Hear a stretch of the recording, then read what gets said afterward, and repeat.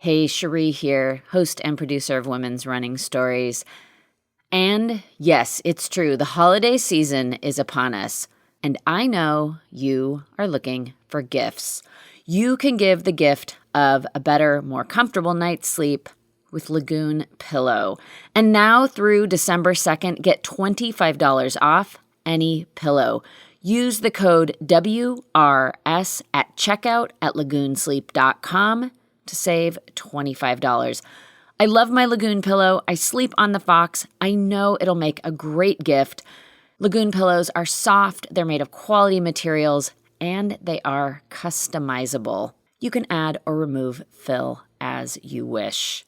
They are also the gift that keeps on giving. So go to lagoonsleep.com, use the discount code WRS at checkout for $25 off any pillow. That offer lasts until December 2nd. All right, let's get into this episode.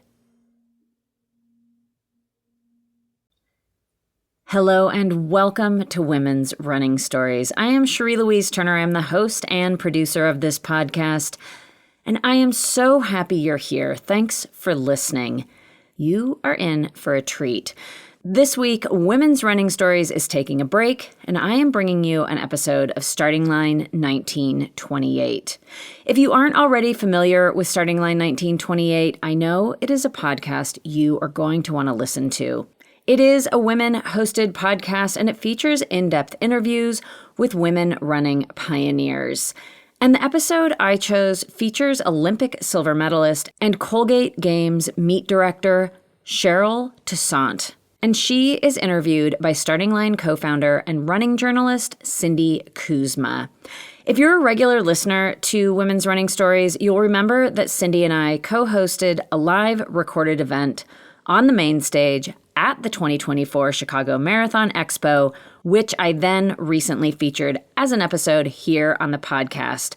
We were in conversation with the team from Native Women Run who were running the Chicago Marathon, along with Native Women Run founder Verna Volker. If you haven't had a chance to hear that episode, it is a great one, and I will link to it in the show notes. So yes, in this episode of Starting Line 1928, you're going to hear from Cindy Kuzma again and hear in conversation with the legendary Cheryl Toussaint. A little bit about Starting Line 1928. It's an oral history project, and it is dedicated to preserving the stories of women pioneers in distance running. The project spans the 20th century, chronicling the individuals who paved the way for a post-Title IX world. Guests have included Olympians, like here, steeplechase pioneers, ultra-running champions, coaches, and those who have fought hard for women to have new opportunities in the sport. Starting Line 1928 was founded in 2020. In addition to Cindy Kuzma, founders include Kara Hawkins-Jedlicka, Freddie Carlip, and Johanna Gretschel. And this project is supported by the Theodore Corbett Institute for Running History Research. You can find Starting Line 1928 on all of your favorite podcast platforms, including Apple and Spotify. And you can learn more about Starting Line 1928, and you can listen to the podcast on their website, and that is startingline1928.com. I will also feature a link to that in the show notes. All right. I will be back next week with a new episode of Women's Running Stories. And now, enjoy this episode of Starting Line 1928.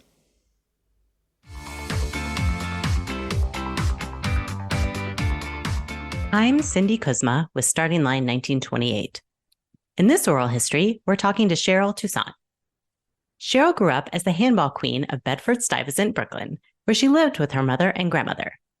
At age 13, after a last-minute decision to join a neighborhood track meet, she even had to borrow sneakers from a friend, she began running with Coach Fred Thompson and his team, the Adams. Thanks to her involvement and Coach Thompson's focus on education, she excelled in school, eventually graduating from NYU and on the track. She qualified for and competed at the 1972 Olympics, a surreal experience, both because of the level of the competition and, sadly, the horrific massacre of Israeli athletes there. After that terrible event, officials decided to move forward with the games. And despite losing a shoe as she began her leg of the relay, she helped the 4x400 relay team to a silver medal. After moving on from elite competition, she began working with Coach Thompson on his other big project. That was the Colgate Women's Games, the largest amateur track and field series in the United States. Cheryl has been the meet director since Coach Thompson retired in 2014. And in this episode, we talk not only about her own athletic career, but also about how she's fostered an event that's launched the careers of so many others. Again, both on the track and off it, as the event gives away thousands of dollars in scholarships. I really appreciated getting to know Cheryl a little bit, and I know you will too. Good morning, Cheryl. Thank you so much for joining us here on Starting Line 1928. Thank you for having me on the show, Cindy. Well, Cheryl, we have so much to talk about for your own running career, your trip to the Olympic Games and the Colgate Women's Games, and all your involvement and directing of that meet through the years. But I would love to start at the beginning. So, Cheryl, I wondered if you could tell me a little bit about your childhood. I know you grew up in Brooklyn, but what was your family life like, and were you active as a child? Well, I was very active as a child. I'm still very active. I sort of loved sports, loved competing.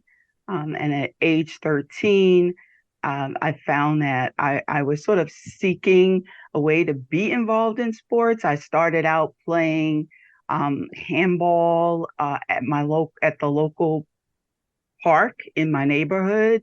I was really considered the handball queen at that time. Yeah. I sort of lived at that handball court. It was one of the few things that girls could get involved with, playing against other girls or guys, whoever.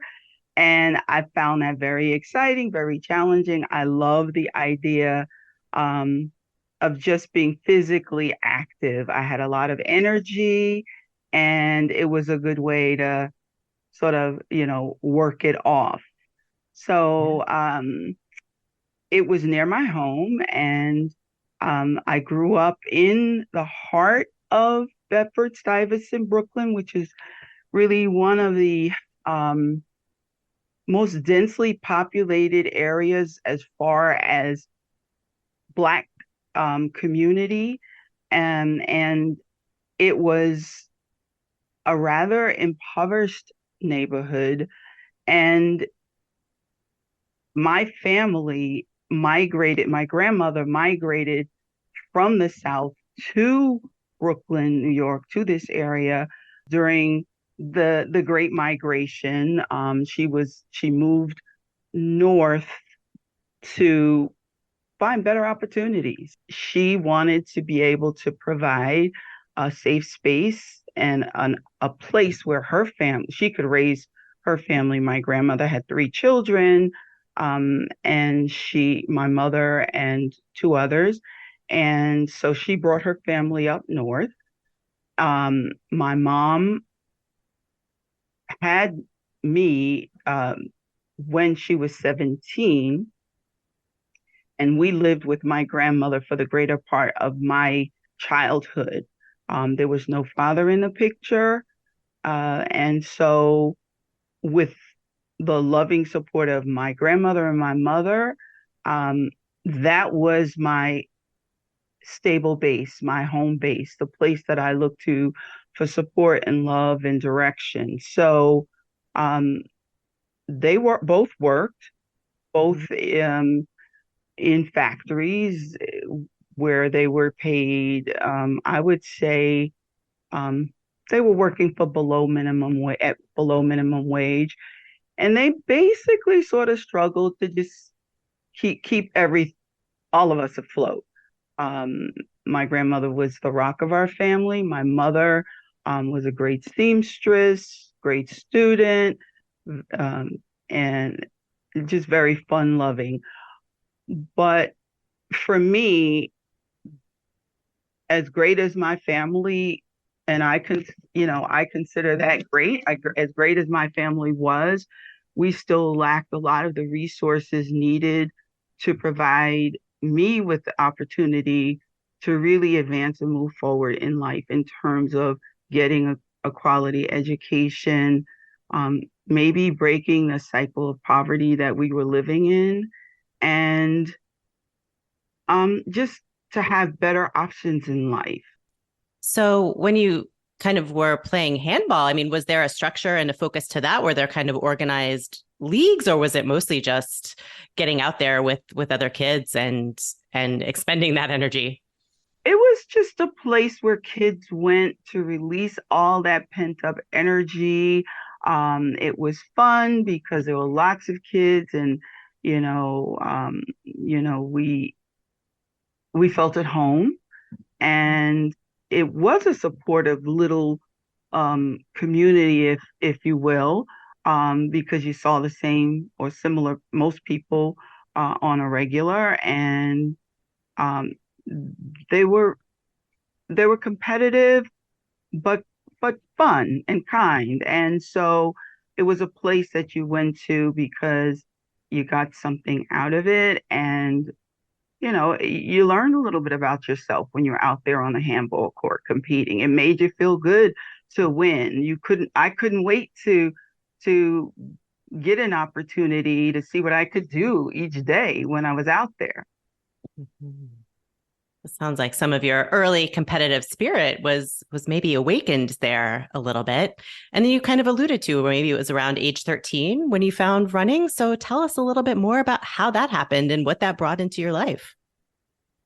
So running was something that I always did on my own. I knew I was pretty fast. I loved racing the girls, the guys, whoever was racing at the time. And um, so when I stumbled upon an actual track meet, which was being held in my neighborhood, and went out to see what it was and actually ended up competing that day, I realized that running is really a thing. Running is really organized. There was something about it, about the structure of the way the track meet was held, about the way the girls and boys at that time who were at this competition handled themselves, the way they, um, just the whole formality of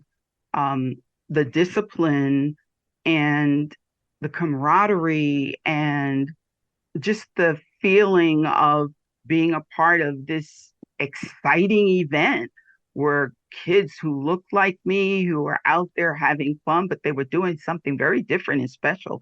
I mean, they were literally um, uh, just, I guess you would say, pouring their heart out in front Mm. of their peers and in front of their family for a chance to show what they could do. And they were being applauded for it and respected um, by their peers. And that seemed really special to me. So how did you actually find out about the meet? And then what made you decide to actually, it sounds like your intention wasn't necessarily to compete in it when you went, but then you ended up doing that. Talk to us about how that It, happened. it wasn't to compete. I wasn't even dressed to compete. I had on a dress and sandals, and I went with my friends out of curiosity. I saw what was going on. I decided um, I would try it simply because, I was being taunted about racing against real athletes. I mean, you Mm. run up and down, race up and down the streets in the neighborhood, and you kind of can handle and beat most of the kids there. But Mhm. here's a bunch of real runners, real athletes, girls who are actually training, and why don't you go and run against them? And I Mm. thought, well, I, I didn't really understand what I was looking at, like just how good these girls were. I Yeah. mean, but I thought, you know what? Why not? I'm gonna give it a try. And I jumped in a race. I switched clothes with my girlfriend, and put on her sneakers, put on her jeans and t-shirt, got to the starting line, was on the line against um, 6 or 7 other girls. Um, and they all had on uniforms. They all knew how to start. They all knew the commands. They all understood what they were doing. And I got on the line just kind of looking around like, okay, what's next? And when the gun went off, I took off. Anyway, at the end of the day, I finished fourth against girls who were trained runners. And the 3 girls who finished in front of me were from a track team called the Adams, ATOMS, the Adams Track Club. And they seemed very excited about their win. They got together with their teammates after the event was completely over, and they just were in the middle of the infield with the coach, Fred Thompson, um, doing calisthenics, listening to him speak, like in a big circle. And I looked at that before I left, and I'm thinking, so what are they doing now?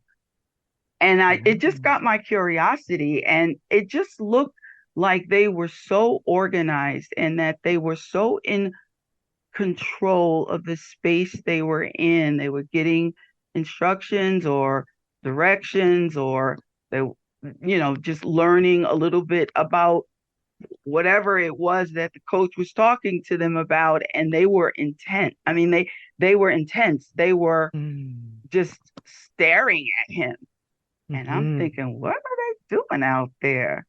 So after I stuck around, and after that little meeting broke up, I asked one of the girls, what is this? Like, who are you? And they said they were members of the Adams Track Club, that Fred Thompson was their coach, and that they were getting ready to practice or do something. And I asked them, how, like when do you do this? How do you do this? Can I join? Yeah. And I never thought that I would ask to join the team. Like I didn't go out there necessarily looking to run track or join a team. I just went out there for the fun and experience of seeing what a track meet was all about. But I realized that it was the thing that I was missing, and that in my life, and that I needed to be a part of something that was organized, that was structured, that looked like fun, that looked like it offered opportunities to be better. It just was really just what I needed at that time in my life. And so I walked over to the coach and I said, I was a little nervous. He kind of had he was this very, imposing figure who didn't say much, but he looked at me. I said, I would like to know if I can join the team, your team. And he asked me a few questions about where I lived and so forth. And I said, in the neighborhood. And he said, well, sure. Practices at 3:30 or 4 o'clock. And wear your gym suit or your, run shorts and a t-shirt and come out. And I did. That was the beginning of it. And I did it for a number of months. And there was a point at which I realized I wasn't sure if I wanted to continue with it for a bunch of different reasons. But anyway, I quit for a while. And then eventually I realized I missed it, and I came back. my family at the time, thought, okay, track team, that sounds good. I mean, they didn't have any objection. I went to practice on a regular basis. I was knocked out when I came home. A daily regimen was regimen at practice was, you come in, you sit down on the side, you do your homework or read or whatever it is while you're waiting for practice to start.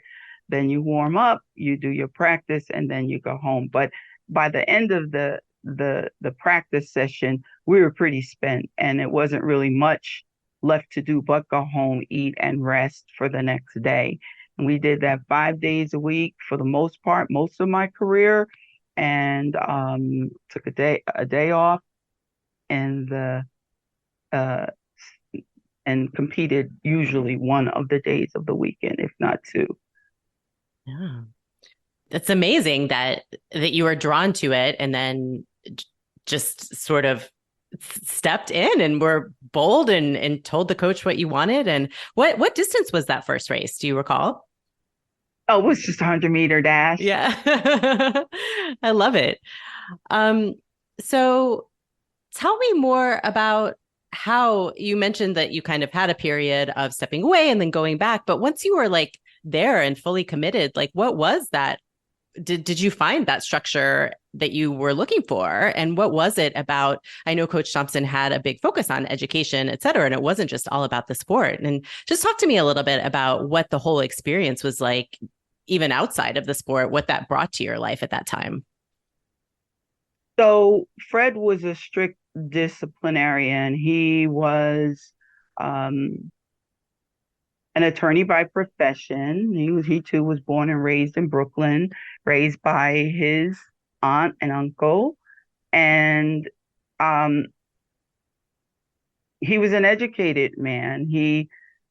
He went to school in Brooklyn, Boys High School, then City College of New York, and then got his law degree from St. John's University Law School. And then for a brief stint, he went away to the military, served in the army, and I think when he returned to the community that he lived in, and he saw the challenges that kids face at that time, it was just, aside from being an impoverished neighborhood, there was just so many challenges for kids, teen pregnancy, gangs, drugs. And he felt that from his experience running track himself and getting an education, that would be the thing that he could bring to his community to give kids options and to help them break the cycle of poverty through education, through empowerment from competitive sports. And so Fred he was a no-nonsense kind of guy. He was doing it with a purpose in mind. And that purpose was to inspire and motivate the kids in our community to see that they had a pathway to a better life if they wanted to choose it. And he felt the easiest way to reach was to reach the kids was to come to their level, to reach them at their level where they would enjoy it, embrace it, and then come to learn and understand what it was all about and why it was important, why education was important, why pursuing college, if you could, was important. So for me and all the girls who competed on the Adams Track Club, It was about running for your life, running for your education, running to make something better of yourself, running to take advantage of opportunities that would or could come our way in life. It was just a space where you learned how to live with other people, respect other people, accept responsibility for your own outcomes. And so it was mandatory that kept your grades up, that you attended practice, you learned how to balance those things, and that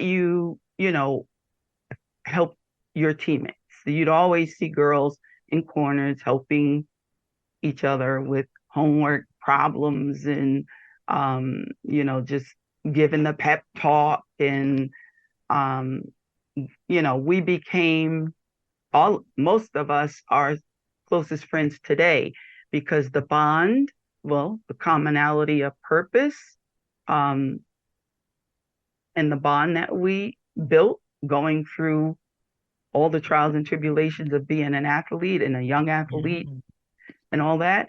It was like a sorority and a sisterhood that, we still have today. Wow. And do you know why he called it the Adams Track Club, the significance of the name? Well, he felt, from what I understood, that the atoms and atom is something that can't be broken. And if you look at an atom, there's a nucleus, and then there's all these little circles spinning around it. And it's the nucleus holds the atom together. The bond is held, and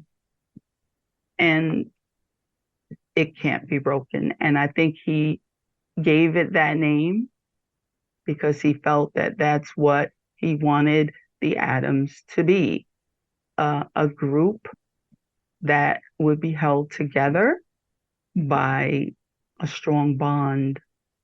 Yeah, I think that's really beautiful that it is something that individually it can't be broken down. And then when you put it together with other atoms, you make everything. You make everything. Right.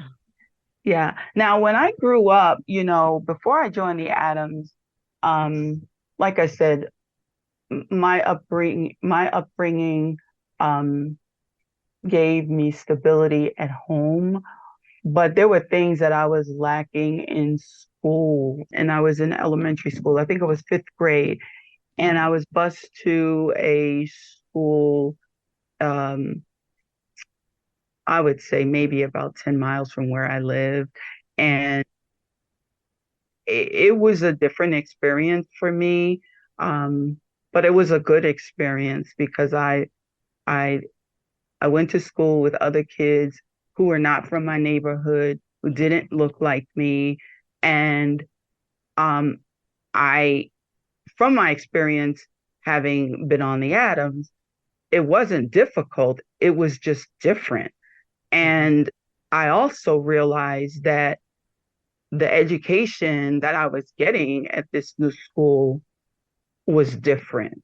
When I went to the school, it was discovered that I was deficient in math and reading, which honestly, I don't know whether it wasn't picked up on or if there was just no provision to deal with that where I was going, but when I got to the new school, that was cited. And then when I got from there, I went to the next level, still out in it was Dittman's Junior High School in I think sixth, seventh, and eighth grade, middle school. When I first went to that school, they said for me to be able to stay in that school, they had a responsibility to bring my reading and math levels up to where it should be, because it was subpar. It wasn't good for the school. It wasn't good for me. Yeah. And that was the first time that any, counselors had expressed an interest in doing something about it to me, to where, I realized, like, oh, this is a problem. But Yeah. remember, I'm still a youngster. Yeah. I'm still like 10 years old. Mm-hmm. But by the time I got to middle school, when we addressed this problem, um, I was older, and I was having a little bit of, I guess I was self-conscious about that fact, Sure. that I had these deficiencies, Mm-hmm. and other kids didn't that didn't have it. I just was I was just really shy about it. I really was kind of embarrassed about it. Yeah. But I was encouraged to take remedial classes. Mm-hmm. And those are classes I had to take separate and apart from my regular classes. Mm-hmm. And I had a great teacher, or great teachers. And I learned that this was actually something that taught me the how to learn, um, and how to focus, how to study, and get over hurdles that I was having in those areas, to where it changed everything after that. And by the time I completed those remedial studies, um, not only did my grades improve, my attitude improved, my disposition improved. It was just 100% turnaround in how I began to excel in school, in my schoolwork. Mm. So all of this was really, really critical in my early childhood development. Yeah. And it sounds like then, thinking about the timing, that when you were kind of going through that and coming out the other side of it would have been about the time that you were starting to run and getting involved in that, right? So I bet that was like just made every part of that even more impactful on your life. Exactly. Because again, at 13, which is when I started the track team, and Mm-hmm. which is when I it was the at age 13, moving from middle school into high school. Mm-hmm. That's when kids really make a decision Mm-hmm. as to which direction they want to go with this.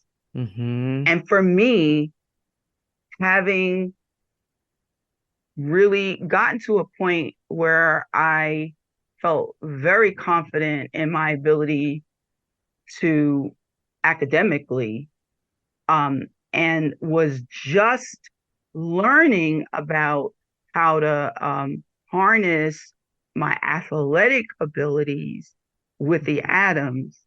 I was just really at a point. I mean, the two of them, like you say, um, just melded and helped me to be um, just determined that if this can, that I was not only going to make something of that, I owed it to myself. I owed it to my grandmother. I owed it to my mother. I owed it to my coach.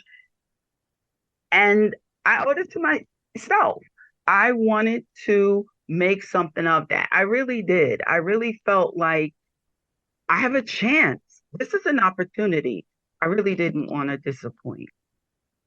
Yeah. So let's talk about that athletic ability. How did your running unfold from there? When did you realize that you might really be quite good at it? So at 15, well, I joined the team when I was 13. Mhm. I wasn't all that good. I realized like I had a ways to go before I Mm, would be really considered. I mean, I was decent, mhm, but to really be, a standout on the team. mhm, But I had great, um, coaching and role models before me, girls who were totally dedicated to both their studies and running and who were doing well. So I had that to look up to.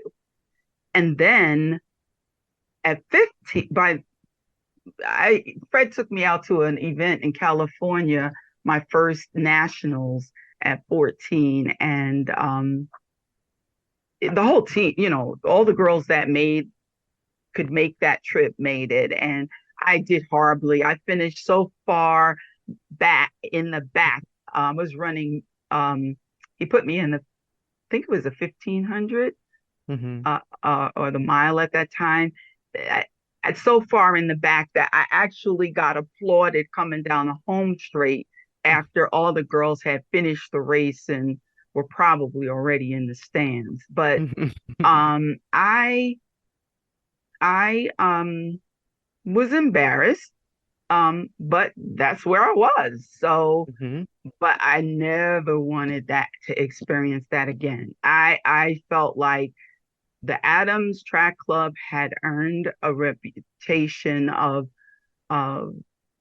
producing um, good athletes, and they performed well for the most part, and I wanted to represent in that way. So when we got back to New York, I decided I was going to, really try to put a little more energy and effort into everything that I was doing that revolved around my running, like mhm, mhm, eating better, getting rest, cutting out, like I didn't really hang out or go to parties and stuff like that much mhm, anyway, but like I didn't allow anything to get in the way of the progression of what we were trying to achieve on the track. I took everything seriously, maybe sometimes too seriously. Like, I mean, my diet, I wasn't like a um, wasn't really super educated in terms of diet, but I mhm, knew things that I shouldn't eat and things that I shouldn't do. So I just I just worked on those things. Um, by the age of 15, I had qualified to go to the girls AAU national championships, and mhm, and Fred, and I'll tell you about that. Fred had taught, you know, started developing middle distance runners. Like he mhm, had sprinters on the team, but when I came on the team, I guess that was my propensity anyway. But mhm, he really, concentrated on making sure. I mean, that would be what I would do. Like mhm. I didn't really have a whole ton of choice in the matter. He decided that that's where I was That's what best. you're doing. That's what I Yeah. was gonna do. But anyway, so I went to the girls national AAU girls nationals, and that's where I first saw Francie LaRue and girls of that level of talent. That, in fact, she was in the girls division herself.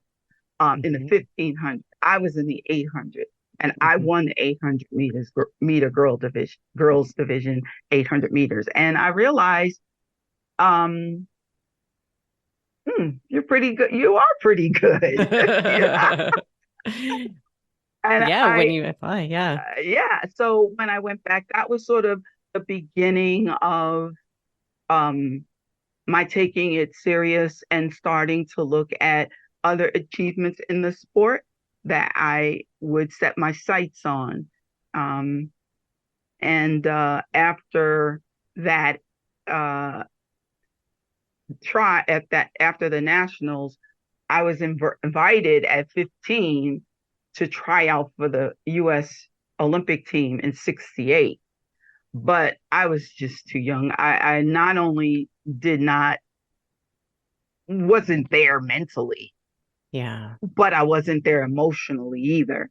And Hmm. physically, I wasn't at that caliber of an athlete at that time. So I just went with it. I figured it would be a learning experience. Fred felt like that was the natural progression. So we went there, and I was in the 800. They took the top 8 to the finals of the trials. You had to be invited to the trials by Okay. meeting a certain time, having a Hmm. certain qualifying time, and then the top 8, I think it was the top 16 in the country, and the top 8 made the finals. The top 3 went to the Olympic Games in '68, and Yeah. I finished in 6th. Mm-hmm. So, I wasn't really devastated. I was disappointed, Yeah. but I wasn't ready. It wasn't my time. Hmm. I hope it did give you, I mean, obviously it gave you a glimpse of what could be possible with more time and more of that you were on the right path, right? Yeah. I realized that I had something uh special, and I wanted to see just where and how far it could take me. And I felt from things I learned that it could help to broaden my horizon, because I would get to travel around the Yeah. world, and you know, just really round me out as a person. So Hmm. that was really um, what I felt at that time. But I did have my sights on 1972 games, because I felt that while it wasn't my time in '68, 4 years from now, I'll make sure it's my time. Oh, yeah. So, what was that training like at the time when you were focusing on the middle distance, and how did you kind of progress from that point for the next over the next 4 years? We competed a lot, all over the country. In so let me go down the line, the progression. Yeah. So in '60, not in '60, not after the trials in '69, I came back, and um, I started running both the 4, a little bit the 15 cross country season. Like I ran all year. Like the actually throughout my career, I ran every season. From 1966 to 1976, when I retired from track as an athlete. Hmm. But then in '69, I made, as a high schooler, the first U.S. Team to compete indoors in Russia. Um, and I came back. I won a gold medal in that competition. I competed against Ludmila Brajina.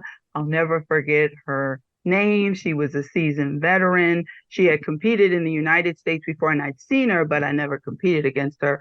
But when we were over there, I competed against her. And um, it was an experience, because the international level of competition is different in terms of, especially when you're competing abroad, but Yeah. in terms of the tactics Hmm. and running indoors is different anyway. You really have to know how to run the boards. Being an Yeah. East Coast athlete, indoor track was a third of our season. And so Hmm. I had to know how to run indoor, on the boards indoors. And so it was to my advantage when I got over there, and competed. So in '69, I returned home from this competition, and like almost to a hero's welcome at my school. It was really Yeah. felt good. Anyway, so in '69, I came back. and started dedicating myself to trying to do some things in the sport for the next year. The next year they had a lot of international competitions abroad. I made some U.S. teams that competed in. I'm just trying to think. Back then, the names of these countries were a little bit different, but Right. um, I competed in the People's Republic of China, Russia, Czechoslovakia, Romania, Germany, Italy, and of course France, England, and uh, places like that.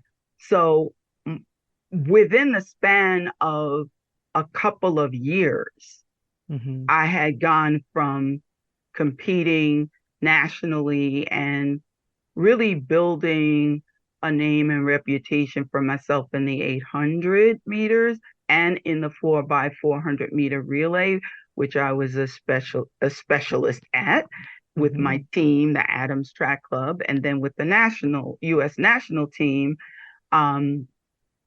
I had gone from, competing in a lot of national meets to a lot of international meets, and I gained a lot of experience.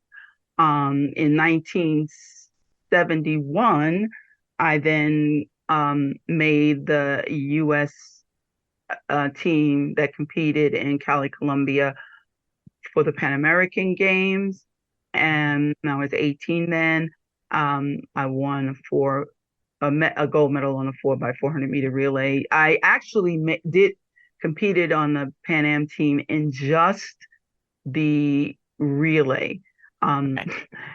Strange thing. I suffered with dysmenorrhea. It's just severe menstrual cramps. Yeah. 3 days out of a month when I was on my cycle, and I mean it was really debilitating. And when the trials came up for the Pan Am team, that night before, I had started my period, and I was devastated. I got to tell you though, on some level, I was prepared for that psychologically for that occurrence, because of an experience I had training with the Adams, where I was going through having one of those moments at practice and decided I can't do this. And Fred said, "What?" And he's like, put me in front of the group to lead the group. And I was like, I can't do this. I have cramps. It's blah, blah. And he sent me home, kicked me off the team. I was like, what? Wow. I can't have a bad day at the office? But anyway, that experience, and we can talk about that more, but that experience prepared me psychologically to make the Pan American Games team, because when I got to the trials, which was in Quantico, Virginia, and that night when my cycle started and I started going through the whole, the vomiting and the just really out of it, debilitated. Yeah. I'm thinking, but I got a race tomorrow. If you don't try out for the team and make the team, you can't go. There's no way. Yeah.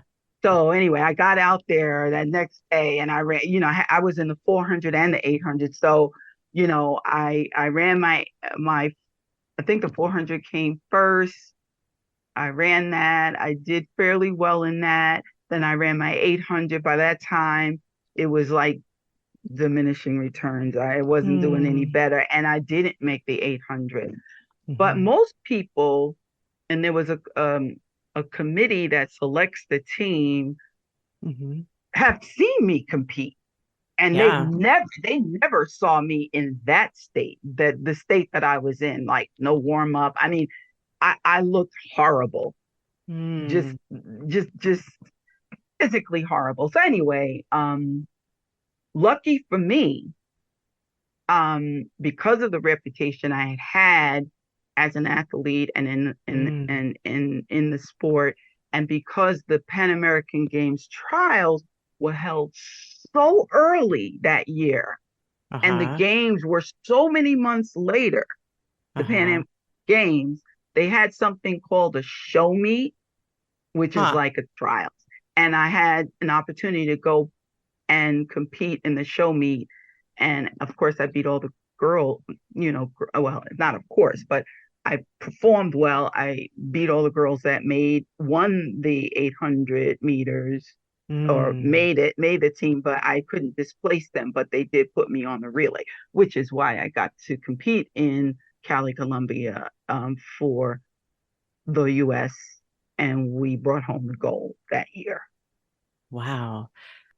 Well, you mentioned that travel, and I was curious about what it was like for you at that time to go to all of those different countries, knowing that that wasn't something that had been a part of your life early on.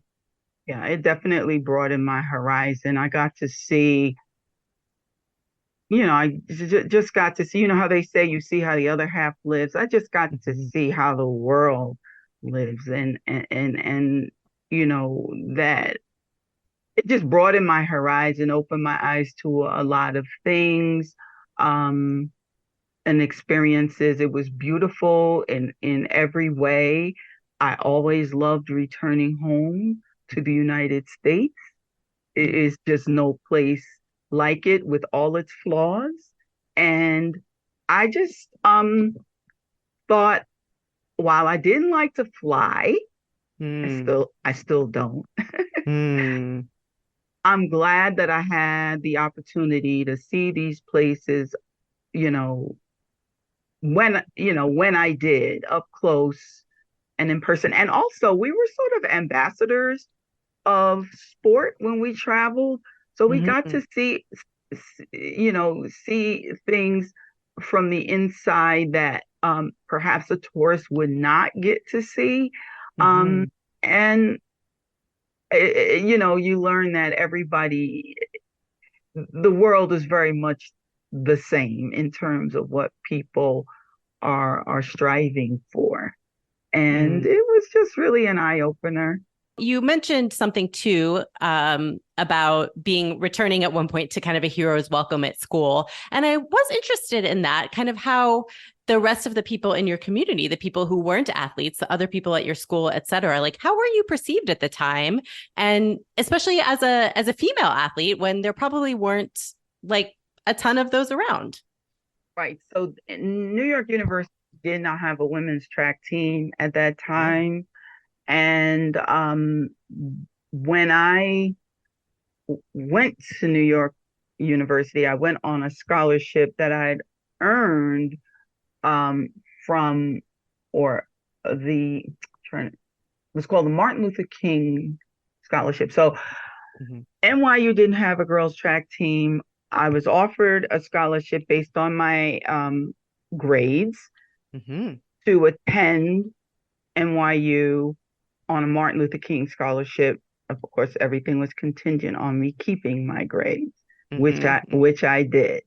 So I enjoyed being able to stay in New York City, Mhm. continue to train with Fred Thompson and the Adams, Mhm. help him in his work with inspiring the younger girls on the Adams, and then with his new venture to spread the reach of what he had been doing with the Adams to more girls by virtue of his founding the Colgate Women's Games. And Mhm. I got to stay in New York Mhm. and go attend NYU because of that scholarship. And it meant a lot for me to be able to do that. This is where I wanted to be. I saw I felt, I saw how hard it was, what Fred put into all of this. He Yeah. he created a legacy that changed my life. In my community, people really saw and felt proud of Mhm. what our team was doing, like how there were so many great stories coming out of the Adams and the games, the Colgate women's games as well, which I know we'll talk about later. But Yes.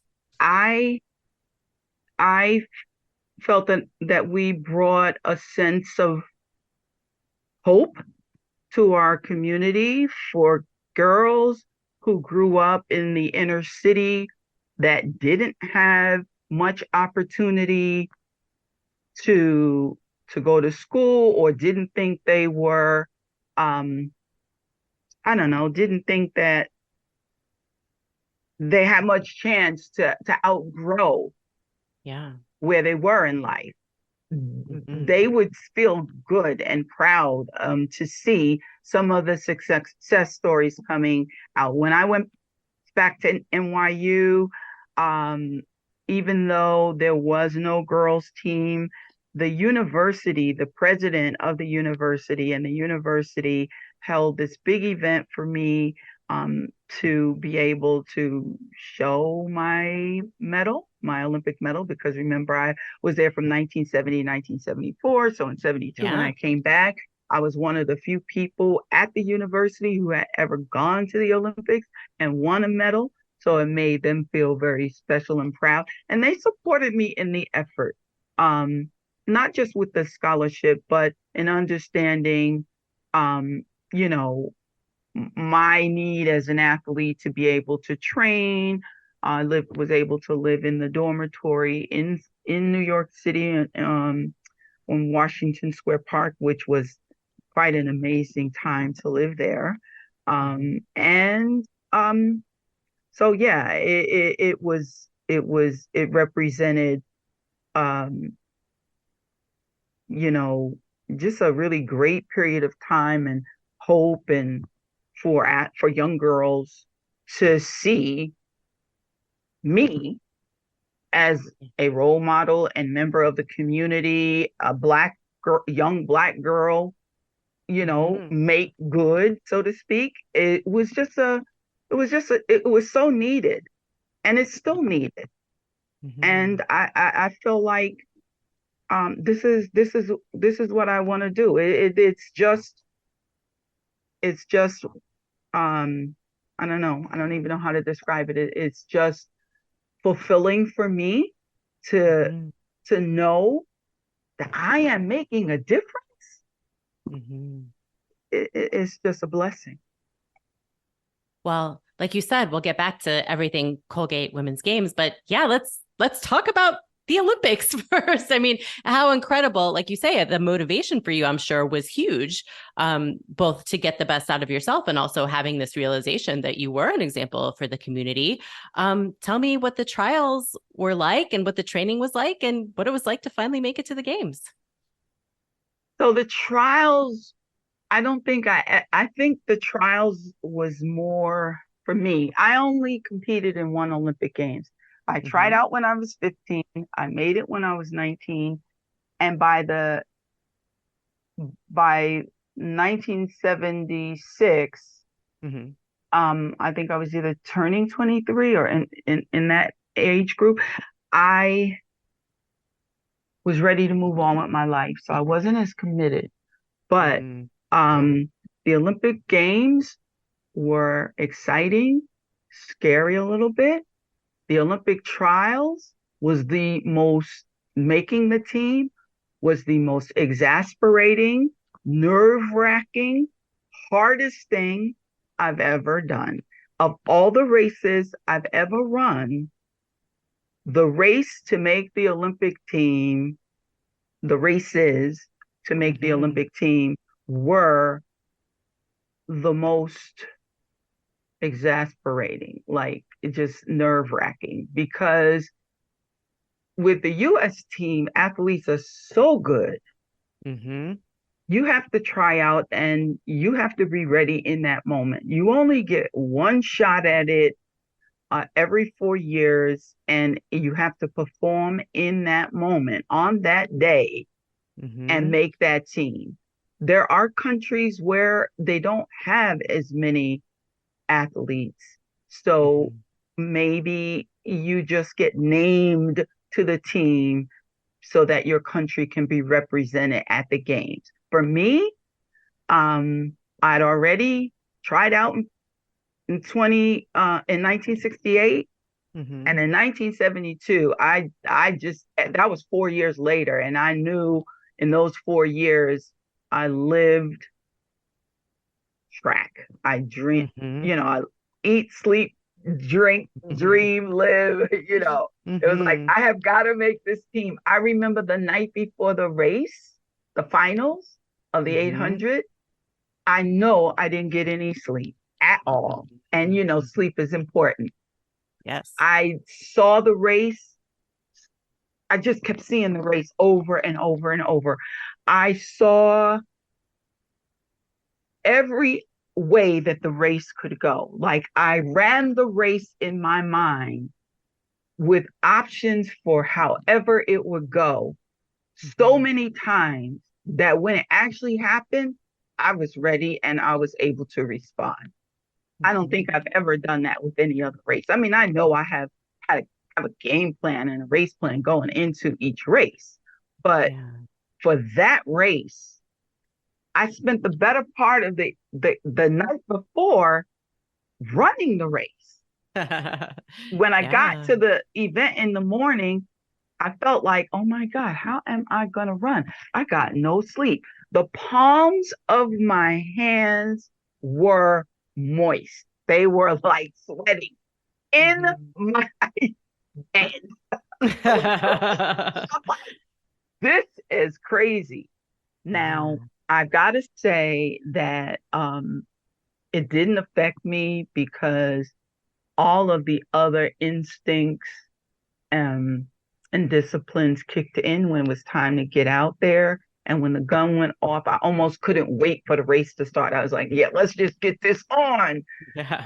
But, it was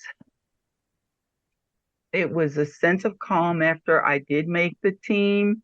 And then there was the work of preparing for the actual games. And I have to tell you, as Coach Thompson used to always tell me, you need to run the Olympic Games several times to understand how to win at that too, because it's really such an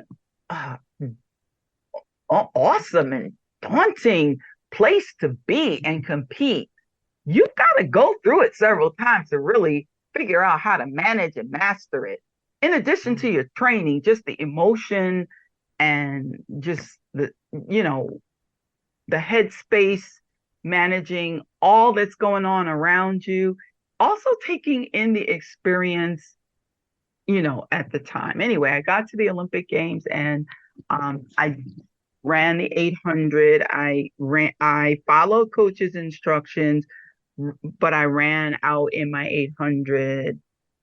I think I ran 56 at the 400 going into the 8. And at that time, people weren't running those.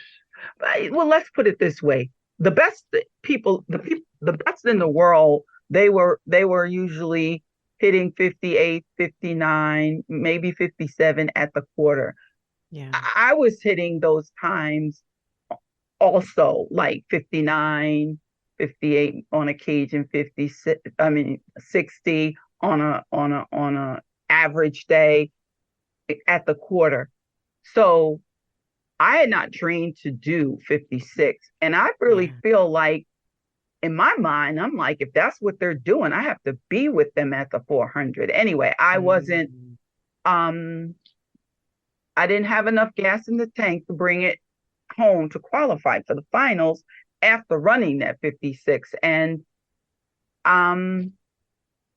so I sucked it up afterwards and, realized, okay, well, I have another shot at a medal in the relay, because I was in the 800 meters and the 4x400 meter relay. But in any case, the 4x400 meter relay almost didn't happen because, as you know, there was the awful massacre Yeah, this was Munich in 1972, and Yeah, there were some yeah, terrible events that happened. right, Yeah. right. And for me, um, living through that was, aside from being horrific and sad, and a very sad day for our sport and the world. Mm-hmm. I I really wasn't sure in that moment. I kept saying to myself, I can't believe this is happening. It was surreal. Athletes getting killed in the Olympic Games just didn't make sense. It was scary. I started to wonder what would happen, and it was a whole process to to sort of regroup and refocus on a on running on a track meet, even though it was the Olympic Games. But at the delegations pulled together after the tragedy, and all decided that the importance of what the Olympic Games stand for can't be lost, and that we should continue. So we got it together and we continued. So I was on the 4x400 meter relay, and in the heat, there were trials and finals. It was the first time that the event was run at the Olympic Games, and I was running the third leg. And in the trials, only 4 made it to the finals. And as I was standing on the line to receive the baton, there was some congestion at the handoff. And as I reached back to grab the baton from my incoming runner, a runner from another team who had run around me and dropped the baton stopped, bent down to pick it up. As I turn around to run forward now, I had to sort of shift down a gear and pivot to get out of the way of, so I wouldn't collide with her and fall, as did other athletes who were in the race nearby. And so in the process of that hesitation, a runner from behind me stepped on the heel of my shoe and made it come halfway off, realizing now I'm at the start of the 400, only 4 qualify. A couple have already gotten by in this confusion. Yeah. I'm like, I don't have time to stop and put this shoe back on. I can't really run with it halfway on and halfway off. So I sort of kicked it up in the air and just decided I just got to run without it. So I ran the whole race with one shoe on, one shoe off. And I think my focus sort of shifted for a few seconds rather, on my foot. Yeah. And I guess I was totally relaxed, just thinking about that, like, what's going on with my foot here? Do I feel any pain? Like, what? Do I feel any pain? Can I do this? And I ended up running down a couple of the runners in front of me, brought the stick back up to second place, which is where we were when I got it. And we qualified for the finals. And in the finals, we got second to the East Germans and brought home the silver medal for the U.S. Oh my gosh. I cannot even imagine all of that. I mean, the already having been in your primary race and that not going the way you've planned, then the the horrific massacre. You're not sure. Can I even regain my focus? Then you get to the race and you lose your shoe. And what do you think gave you that ability to be able to do that in that moment, to shift your focus in that way? So as I said, with the Adams, I was a relay runner. I was a team person, and I knew what it meant to be a part of a relay is bigger than yourself. Mm-hmm. And you don't even think about, oh, I this hurts, I don't want to do it. You're on a team. Mm-hmm. And I'm on a team representing my home team, my family, my coach, my country. I'm like, you gotta run. You gotta run, Mm-hmm. girl. Just figure this out. I had been in enough races to know that the victory that you feel or the sense of disappointment that you feel is great either way when you're on a team. Um, it's magnified, of course, when you're on a team. And I knew how hard everybody had worked.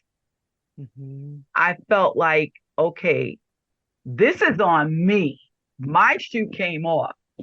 I'm not trying to cause this team to Mm-hmm. not be able to have a last shot at winning a medal. I just felt like I got to figure this out. I got to do this. Like Fred Mm-hmm. used to always say, you got to figure out a way. you know, Mm-hmm. you got to take what you have and make the best of it. Mm-hmm. Mm-hmm. Wow. Incredible.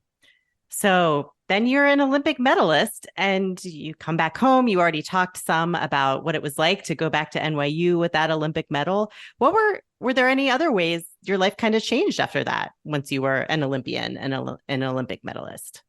Well, I think there were a couple of things that I felt um, marked my life. One was, graduating from college. Mm-hmm. That was monumental. No one in my family had ever done it. It represented a major level of achievement. The other was winning the Olympic medal. It's something very few people do or get to do. It holds such esteem. And I felt like it gave me the opportunity to let others see and know and maybe even feel that they could do it too. Like it was it. I never would have dreamed that I would have been an Olympian when I first started running track and running even with the Adams.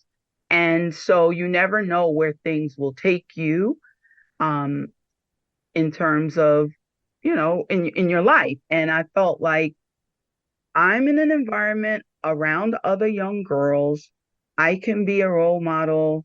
I can use my voice to let girls know that this is possible and believe it. Not just know, believe it. See it, believe it. Mm-hmm. Like I felt whenever I was around an elite athlete or an Olympian or someone I admired or someone who achieved great things and they said something encouraging to me or did something helpful for me, it really elevated my own level of I guess you would not so much self-esteem, but my level of belief and trust in I guess whatever it is they were knowledge they were imparting. Like I just Yeah. felt like it can make a difference to be able to go back and rub elbows with my teammates and girls in my community who would love or may look forward to doing something similar. So it made me feel great in the sense that I was appreciated. I was feeling like I earned the respect, but it's also a huge level of responsibility in that people watch you and they learn from you, and they, like I said, young kids are always looking up to um adults for leadership Mm-hmm. and guidance. And now I'm in that position and Mm-hmm. I need to be sure I'm delivering every Mm-hmm. time. Mm-hmm. Mm-hmm. Mm-hmm. Well, when you talk about this, it starts to become clear why you made the transition that you did and started to pour your life and your energy into the Colgate women's games. So, talk to me about you. We already talked a little bit about how you kind of started helping with that when Coach Thompson first started it, but how did that transition from you focusing on your career into you focusing more on that meet happen? So when Fred Thompson started the games, I was always sort of involved the Colgate women with. Let me start over. When Mm-hmm. Fred Thompson started the Colgate Women's Games or founded the Colgate Women's Games, I was always instrumental in helping him behind the scenes, Mm-hmm. first as an athlete, then as an assistant um, coordinator and assistant meet director later on. And then in 2014, when he retired, I took on the role of the meet director. But when I competed in the games for 1 year. That was the Mm-hmm. second year.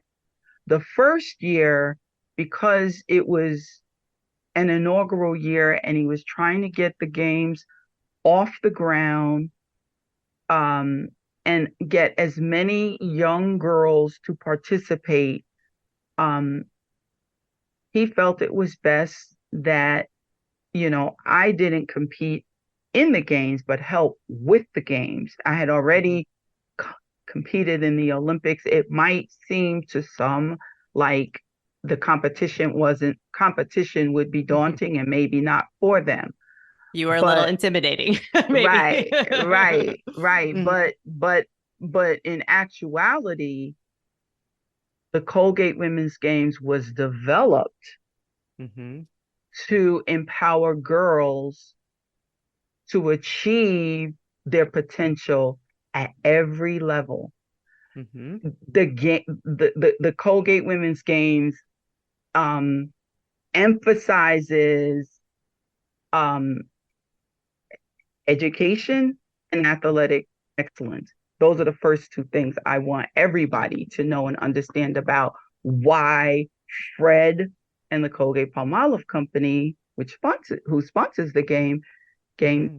even created the games. But on on top of that, the games are developed in a way that allows girls from first grade Mm-hmm. through college and beyond to find a space where they can achieve their personal best. An event, a race, we have track events, field events, and they are offered at every grade level. So it's broken down into divisions where you have first grade, second grade, third graders compete against each other in a division called elementary A division, all the way up to college and beyond. Mm-hmm. And the beauty of the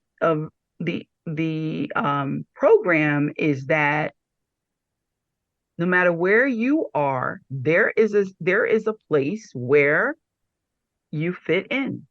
Mm-hmm. And it really just, aside from the competition, it creates a sense of just belonging, because anybody that's ever run for a team or with Mm-hmm. the Colgate Women's Games knows that um, it's all about camaraderie, support, and it builds community. And those are the things and the reasons why people continue to come year after year. Sure, they're learning how to compete, they're learning how to achieve, but they're also learning or feeling that they all feel a sense of purpose and belonging being a part of this event.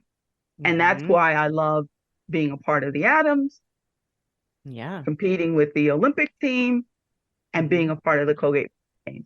All those things are similar in that regard. Yeah. So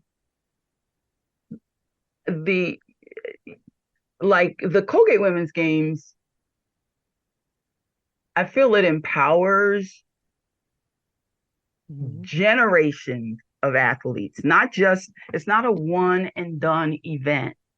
It's annual. It's developmental, meaning that it's a series. You don't just compete one day. You learn how to compete. And it develops athletes and leaders, really, because most become role models or leaders or coaches or teachers and lead professional lives where they then extend themselves to help others. And it leads them to their potential on the track, in school, and in their personal lives. And I am all about that. I benefited from that process and what it does for you. And that is exactly why I feel so committed and I love being a part of the Colgate Women's Games. Every day that we, open the doors and we see thousands of young kids, girls, we see thousands of young girls and women come to compete. It just fulfills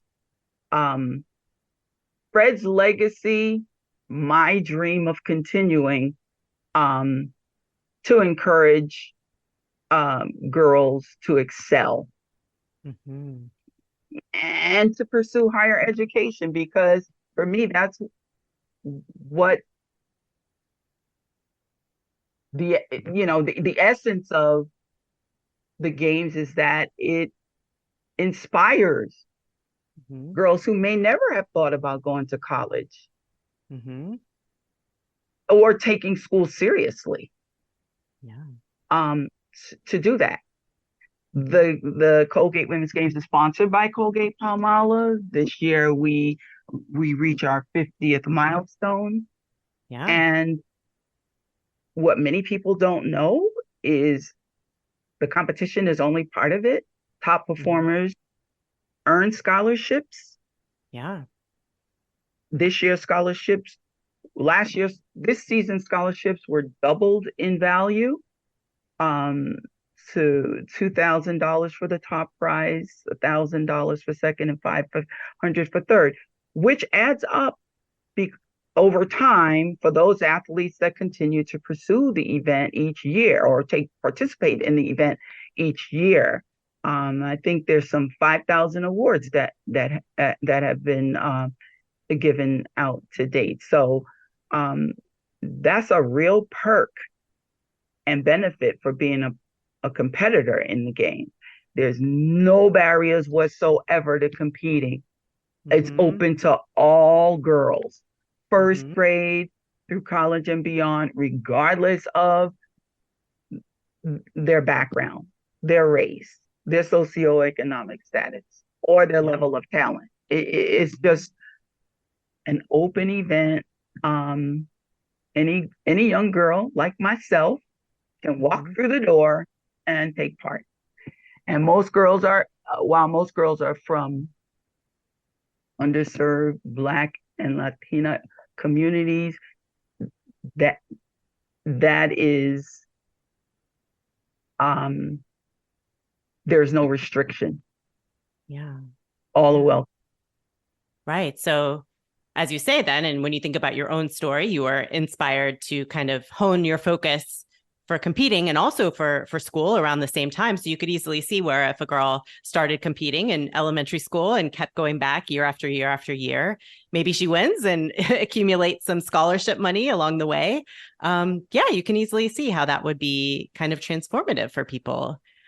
So, and I know you've had many Olympians emerge too, right? I think it was like 26 or 27 or something like that, including maybe 4 who competed last year. I think I was trying to figure out who they were. Maybe Dalilu Muhammad, Ajay Wilson, Athing Mo, and Nia Ali. Are those the ones who competed last year? Right. Those are the ones who competed last year, but there's a long history of Olympians as well as standout national and collegiate athletes who've competed in the games and got their early start in the games. I just want to say one other thing about the games that a lot of people don't know. We get people who ask us, how much does it cost?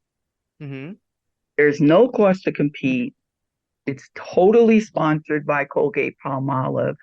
And all it really takes is for the athlete to have a pair of sneakers. We provide the t-shirt. This past season, ShotRite joined as a supporter of the Colgate Women's Games to help spread the word and the awareness about the games to young athletes in the New Jersey area. But yeah, getting back to the Olympians, it's nice and an icing on the cake for the younger girls who are competing in the games to see that, you know, an athlete like Athing Mo, who competed in the games for a brief period, but then, you know, many other athletes, there are too many to name, got their start at the Colgate Women's Games and have gone on to do some amazing things in the sport and make, you know, great names for themselves and really are doing well in life, you know, have professional careers in a whole assortment of areas. So we track them and we take pride in seeing not only that they're doing well, but that many of them come to give back and share their stories with the next generation of young athletes. Very important, very, very important. Well, through the years you've been involved and you see all of these girls and women and athletes come through. I mean, is there something that you see when you see a young athlete? Is there something about them that makes you think to yourself, they're really going to go somewhere, whether it's in track or in life? You know, is there something that you see in them from a young age? Yeah, you can usually see not so much the determination, but their consistency. Their consistency in how they perform and the trajectory that the career starts to take at an early age. Like you can see the promise. At the Colgate Women's Games, we give out special awards called special awards. It's a good name for it. And one of them is called the Most Promising Newcomer Award. And when we give these awards to athletes each year, there are several others, but that one in particular,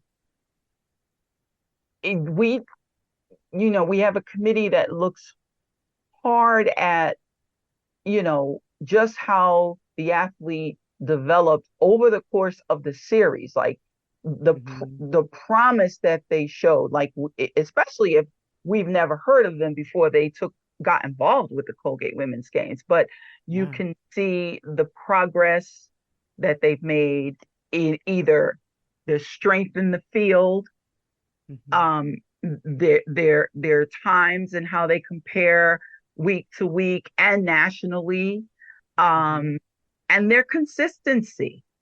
Mm-hmm. And I think Mo actually was awarded the most promising newcomer when she first started with the Colgate Women's Games. There's a young athlete now who I can assure you everybody will know her name, who got the most promising newcomer award when she started the Colgate Women's Games as an elementary school student. I think she might have been in third grade, who is now in I think maybe she's in high school for sure. But she's already a nationally ranked athlete. Her name is Avery Lewis. Mm-hmm. So you can be sure to make note of that name because we saw her promise as a young athlete. She was dedicated and pretty serious and not just talented. She's a hard worker, and she's just disciplined. And you saw it in her performances year after year. And that is why the Colgate Women's Games is so special, because girls can come back and either well, first of all, they can come to discover their talent, develop it, and then hone it, and year after year. And we get a chance to see that. And so when they go on and make great marks for themselves and names for themselves, we take a special pride in knowing that the Colgate Women's Games was a place where they could come to get their start. And Avery Lewis is one of those young ladies who I assure you you'll hear from in the future. Well, we will write that down for sure.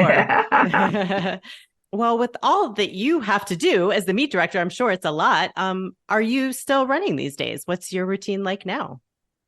So yeah, I try to keep active with a routine of jogging, cycling, and I don't mean like stationary bikes, and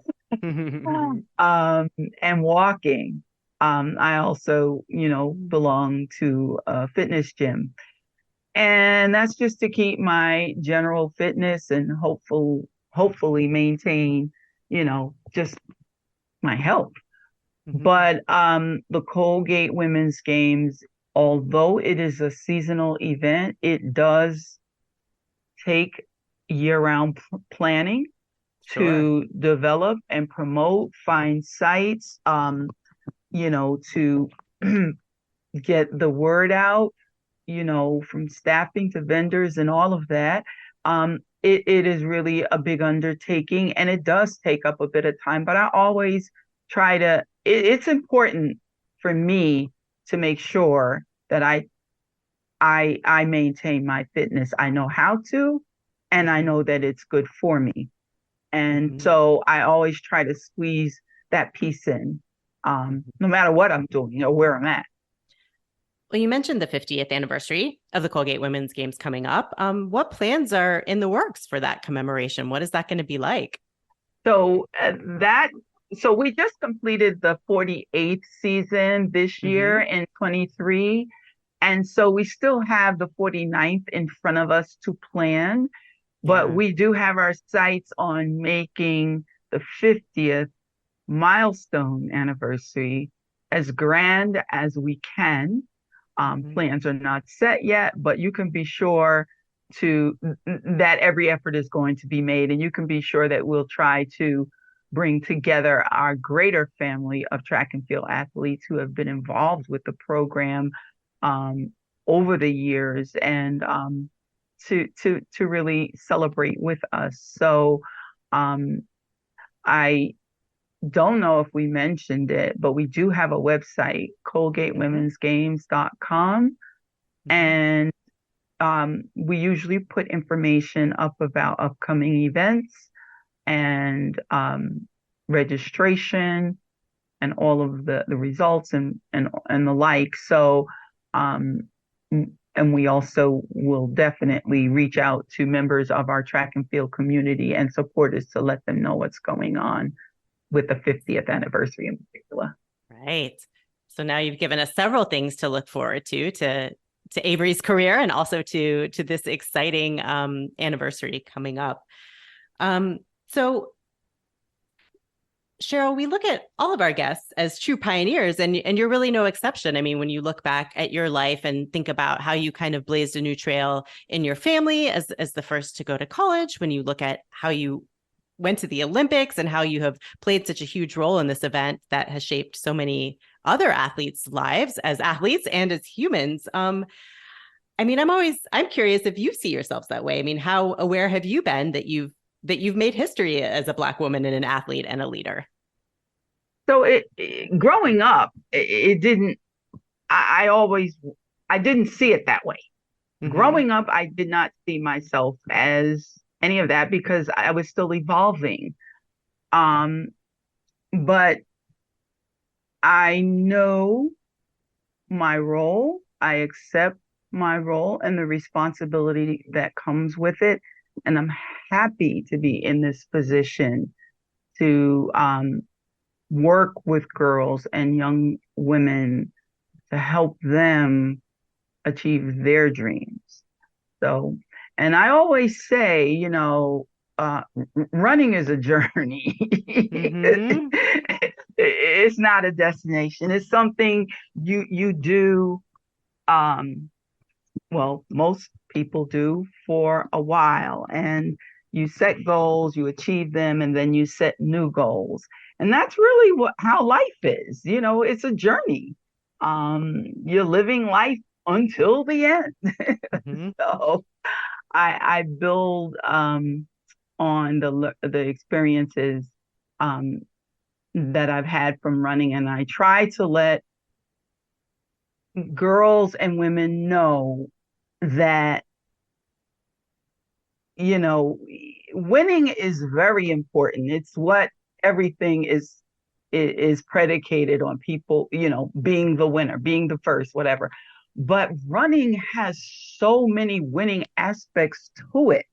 Mm-hmm. From the lessons that you learn, the people that you meet, the achievements that you make, small achievements that you make along the way, and the confidence it builds. It's just so many winning aspects to running that it's just a win-win no matter what you do in the sport. So I just feel everybody should experience it at some point in their lives, whether it's track and field or just distance running or marathon running.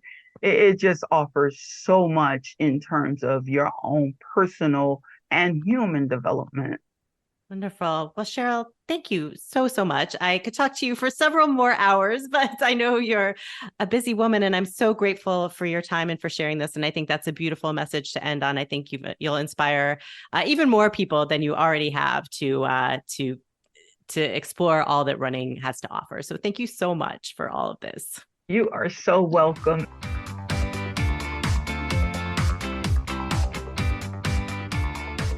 This has been Starting Line 1928, an oral history project documenting the lived experiences of female distance running pioneers. We're honored to have received a 2022 Tracksmiths Fellowship for this work and are grateful to Tracksmiths for their support. Thanks also to our team of historians, our editor Aaron Bryant, and our inspiration running historian Gary Corbett. You can listen to these interviews anywhere you get your podcasts, and if you subscribed, you'll be sure to catch the next one as soon as it posts. You can also read written profiles of the pioneers on our website, startingline1928.com. Thanks so much for listening, and we'll see you at the next Starting Line.